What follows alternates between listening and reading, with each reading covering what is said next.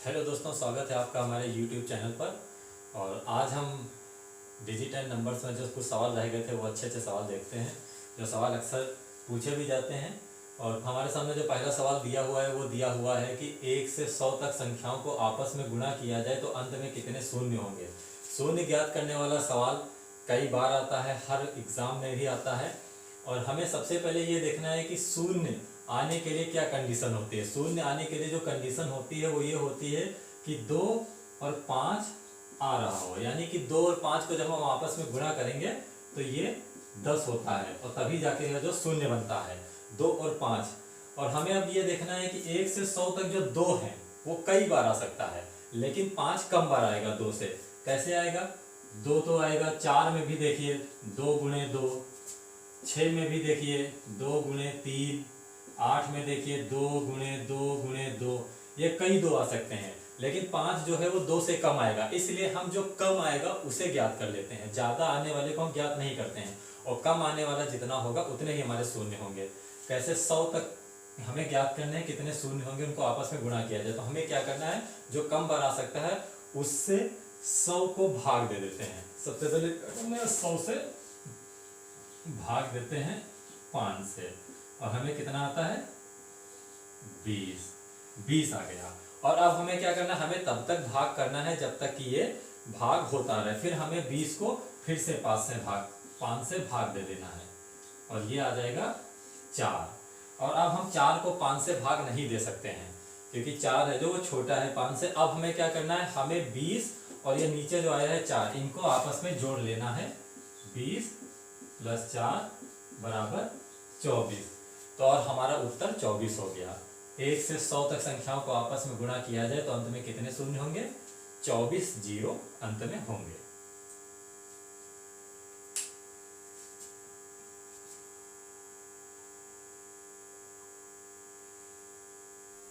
हमारे सामने जो अगला सवाल दिया हुआ है वो दिया हुआ है कि 2 अंकों वाली संख्या के 2 अंकों का योग 9 है। यदि संख्या में 27 जोड़ दिया जाए तो अंकों का क्रम उलट जाता है, वह संख्या है। ऐसे सवाल करने के लिए हमें ध्यान रखना है कि हमें ऑप्शन से ही करना है। हमें इसमें कोई भी नियम या कोई भी सूत्र लगाने की ज़रूरत नहीं है, जो नियम लगते हैं वो भी लगाने की ज़रूरत नहीं है। ऐसा सवाल आपको दिखे, आप सीधे ऑप्शन पर जाइए और ऑप्शन से निकालने की कोशिश करिए। हमारे सामने जो पहला ऑप्शन दिया हुआ है वो दिया हुआ है 54। अगर हम 54 में जोड़ते हैं, 5 और 4 को जोड़ते हैं तो ये 9 हो जाएगा, 9 आ रहा है। लेकिन हम इसमें 27 जोड़कर देखते हैं कि क्या संख्या उलट रही है। अगर 54 में हम 27 जोड़ेंगे तो ये ज़्यादा हो जाएगा, और 54 को उलटने के लिए हमें 45 करना पड़ेगा। 45 कम है, यानी कि अगर घट रहा होता तो उलटता, लेकिन यहाँ पे जोड़ रहे हैं तो ये ज़्यादा जाएगा और ये उल्टेगी नहीं, संख्या उलट नहीं पाएगी। तो इसलिए ये हमारा ऑप्शन पहला गलत हो गया। हमारे सामने जो दूसरा ऑप्शन दिया है वो 27 में अगर हम 7 और 2 को जोड़ते हैं तो ये 9 आ रहा है। अब हम इसमें है जो 27 जोड़ कर देखते हैं। 27 में अगर हम 27 जोड़ते हैं तो ये हो गया हमारा 54। क्या 54 है जो 27 का उलट है? नहीं है, इसलिए हमारा ये भी ऑप्शन गलत हो गया। अब हमारे सामने जो अगला ऑप्शन दिया हुआ है वो दिया हुआ है 63, 63। इनको आपस में जोड़ते हैं तो 9 आ रहा है। ठीक है, अब हम 63 में 27 जोड़ कर देखते हैं। 63 में अगर हम 27 जोड़ते हैं तो वो ज़्यादा हो जाएगा, और 63 का हम अगर उलट करेंगे तो हमें 36 लाना होगा, और 36 इससे कम है, और कम लाने के लिए हमें या तो इसमें घटाना पड़ता है, लेकिन हम यहाँ पर जोड़ रहे हैं 27, और 27 जोड़ेंगे तो ये ज़्यादा जाएगा और ये संख्या उलट नहीं पाएगी, इसीलिए ये भी ऑप्शन गलत हो गया। अब हमारे सामने लास्ट ऑप्शन दिया हुआ है 36, और यही हमारा सही उत्तर होगा। एक बार हम निकाल कर भी देख लेते हैं। 36 में इसको 6 और 3 9 होता है, और 36 में अगर हम 27 जोड़ रहे हैं तो हमारा क्या हो जाएगा? 36 और 27 63। देख सकते हैं 36 और इसका उलट 63, यही हमारा सही उत्तर हो गया।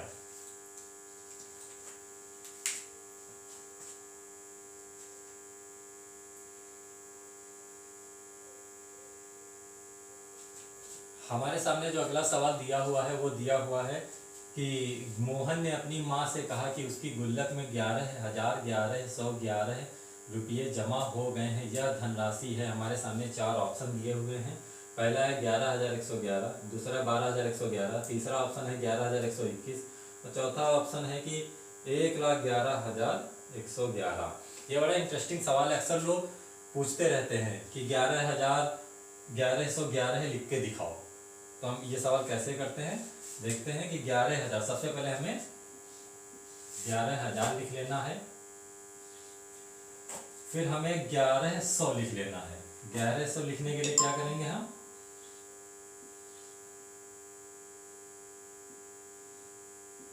1100 लिख लेना है।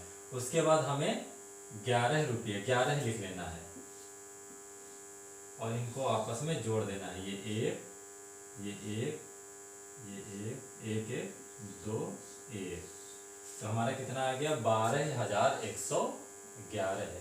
और हमारे सामने ये बी ऑप्शन दिया हुआ है, 11,111 रुपये इसका सही जवाब, सही उत्तर हो जाएगा।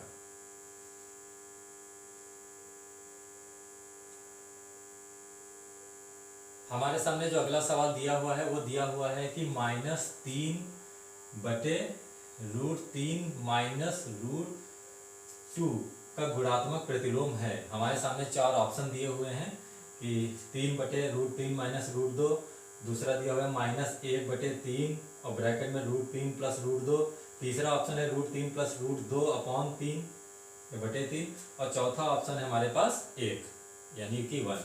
और हमें गुणात्मक प्रतिलोम कैसे ज्ञात करना है, गुणात्मक प्रतिलोम वह संख्या होता है कि जिसको उस संख्या से गुणा करने पर उसका मान 1 हो जाए, 1 आ जाए तो समझ लो वो गुणात्मक प्रतिलोम है। हमारे सामने 4 ऑप्शन है, ये हम ऑप्शन को रखकर देखते हैं, जिस ऑप्शन से हमारा मान 1 आ जाए वही उसका गुणात्मक प्रतिलोम हो जाएगा।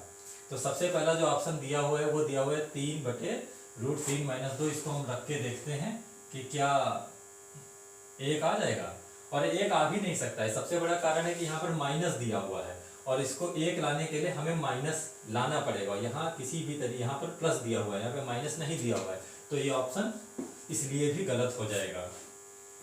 दूसरा ऑप्शन हमारे सामने दिया हुआ है -1/3 और रूट में √3 + √2। इसको रख के देखते हैं, इसको इस संख्या से गुणा करते हैं, देखते हैं कितना आता है, -1/3 √3 + √2।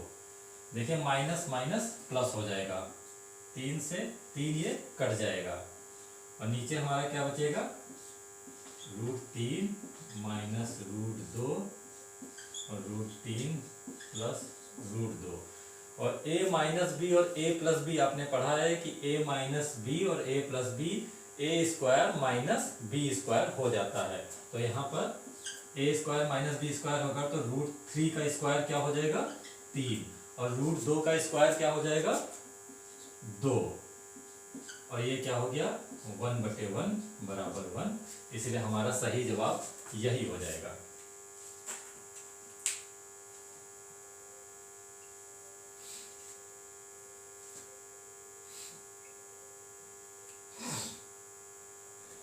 हमारे सामने जो अगला सवाल दिया हुआ है वो दिया हुआ है कि एक परिमेय संख्या 5/19 व इसके योज्य प्रतिलोम के गुणनफल का गुणात्मक प्रतिलोम होगा। और हमारे सामने 4 ऑप्शन जो दिए हुए हैं वो दिए हुए हैं। पहला है कि -361/25, दूसरा है 361/25 और तीसरा है 381/25, चौथा है -381/25। कैसे करते हैं सवाल, सबसे पहले तो 5/19 का हमें योज्य प्रतिलोम निकालना है, क्योंकि कह रहा है कि एक परिमेय संख्या 5/19 व इसके योज्य प्रतिलोम के गुणनफल। तो सबसे पहले तो 5/19 का योज्य प्रतिलोम निकालते हैं। योज्य प्रतिलोम निकालने के लिए क्या किया जाता है, योज्य प्रतिलोम निकालने के लिए हमें जो हमारा मान है वो 0 आना चाहिए। 5/19 में हमें ऐसी संख्या जोड़नी है जिससे कि मान 0 आ जाए, वही योज्य प्रतिलोम होगा। अच्छा, 5/19 में हम कौन सी ऐसी संख्या जोड़ दें कि जिससे जो मान है वो 0 आ जाए, तो ऐसी केवल एक ही संख्या हो सकती है और वो हो सकती है -5/19। 5/19 में -5/19 जोड़ दीजिए, आपका मान 0 हो जाएगा। इसलिए योज्य प्रतिलोम इसका -5/19 हो जाएगा। अब क्या कह रहा है, वह इसके गुणनफल, गुणनफल दोनों का ज्ञात कर लेते हैं। 5/19 और उसके योज्य प्रतिलोम -5/19 का गुणनफल क्या हो जाएगा, -25 और 19 का स्क्वायर होता है 361। इसके बाद क्या कह रहा है कि गुणनफल का गुणात्मक प्रतिलोम। अब जो ये निकल के आया है इसका गुणात्मक प्रतिलोम हमें निकालना है। तो इसका गुणात्मक प्रतिलोम क्या हो जाएगा, पिछले सवाल में हम बता चुके हैं कि गुणात्मक प्रतिलोम निकालने के लिए हमारा जो मान है वो 1 आना चाहिए। हमें ऐसी संख्या से उसको गुणा करना है जिससे कि मान हमारा 1 हो जाए। और हमें क्या करना है, माइनस गुणात्मक प्रतिलोम निकालने के लिए सबसे पहले तो -1 लाने के लिए माइनस हमें लगाना पड़ेगा, क्योंकि हमें ये माइनस में दिया हुआ है, माइनस से ही हम गुणा करेंगे तभी हमारा प्लस में 1 आएगा। उसके बाद हम कौन सी ऐसी संख्या से गुणा कर दें कि हमारा मान 1 हो जाए, इसको पलट कर 361/25। देखिए इस संख्या से अगर हम गुणा कर दें तो हमारा मान जो है वो 1 हो जाएगा। 25 से 25, 361 से 361 कट जाएगा, माइनस माइनस प्लस हो जाएगा और ये आपका मान 1 आ जाएगा। इसलिए इस संख्या का गुणात्मक प्रतिलोम -361/25 होगा और हमारा सही उत्तर पहला वाला ही हो जाएगा।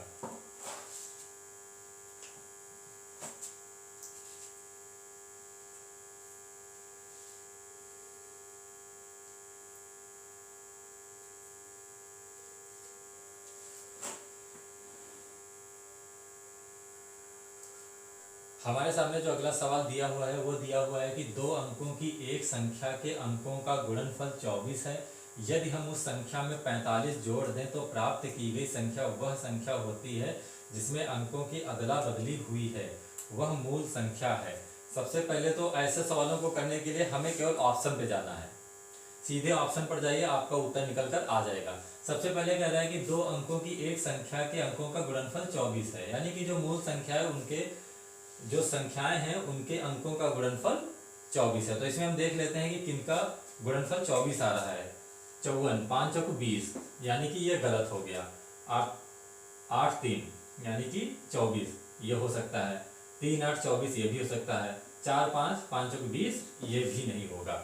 यानी कि हमारे सामने अब 2 ऑप्शन बचे हुए हैं, 83 और 38। इन्हीं में से कोई हमारा उत्तर होगा। और हम आगे देखते हैं हमें क्या करना है कि 2 अंकों की एक संख्या के अंकों का गुणनफल 24 है। यदि हम उस संख्या में 45 जोड़ दें तो प्राप्त की गई संख्या वह संख्या होती है जिसमें अंकों की अदला बदली हुई है। तो हम 83 में सबसे पहले 45 जोड़ देते हैं, कितना हो जाएगा, 5 3 8 और 8 4 12, 128। यानी कि ये भी हमारा उत्तर गलत हो गया। हमारी संख्या का अदला बदली नहीं हुई अंकों की। उसके बाद हमें जो 38 बचता है, 38 में हम 45 को जोड़ देते हैं, कितना हो जाएगा, 38 और 45 83। यानी कि 38 देखिए 3 8 और यहाँ पर संख्या की अदला बदली हो गई, 8 3 हो गया। यानी कि हमारा यही सही उत्तर हो जाएगा। उम्मीद है कि आपको इतनी बातें समझ में आई होंगी। तो आज यहीं तक रखते हैं। इसके